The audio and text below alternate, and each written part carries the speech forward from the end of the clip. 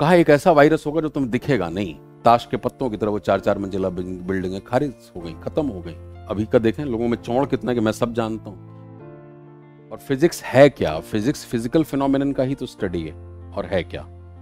और इसीलिए जितने साइंटिस्ट लोग हैं उन्होंने कितनी बड़ी बड़ी बातें कही हैं। न्यूटन और आइंस्टीन के कथन आप देखें, फुल ऑफ फिलोसफी है। जब न्यूटन साहब ये कहते हैं कि I am just like a small child who is sitting beside a shore of a big ocean and I am just trying to pick certain shells and understand them, what this is trying to से।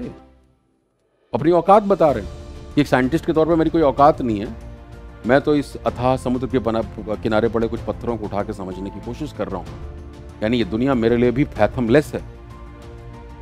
एक ऐसा आदमी जो इतना ज्ञानी, जितने विज्ञान में इतने सारे विषयों में अपना ज्ञान दिया है, वो इतना ज़्यादा हम्बल है। और फिर हम अभी का देखें लोगों में चौड़ कितना कि मैं सब जानता हूँ। और इसीलिए नेचर का तरीका है, नेचर देखो सिखाती है, वही लिखा है ना, नेचर सिखाती है। नेचर ने दिया कोविड, और ऐसे कुछ कुछ समय पर देती भी रहती है थपेड़। कहा एक ऐसा वायरस होगा जो तुम्हें दिखेगा नहीं और पूरी दुनिया को घुटनों पे ला देगा। आओ बलो वैज्ञानिक बताती हूँ मैं। तो नेचर के अपने तरीके हैं। नेचर लव सिमेट्री, वो बहुत बड़ी ताकत है, उसके आगे हम कुछ नहीं है। वो हमारे चौड़ को करेक्ट करती रहती, कहीं भूकंप ला के, कहीं जलजला ला के।